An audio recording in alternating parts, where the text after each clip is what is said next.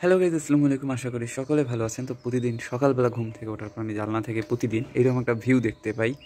মানে সেটা হচ্ছে আনুমানিক ভোর 5টা 6টার দিকে। মানে এই জায়গাটার একটা অন্যরকম একটা ভাইব থাকে, অন্ধকার অন্ধকার, যেটাকে আমি তখন ক্যাপচার করে নিয়েছিলাম ফোনে। যেটা হচ্ছে এই অবস্থা।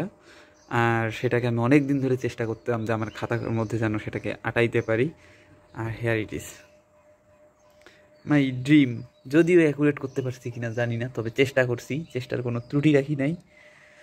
আর এই হচ্ছে সামনের এরিয়া যেটাকে আমরা এঁকেছি, আর এটি হচ্ছে সেই প্লেস।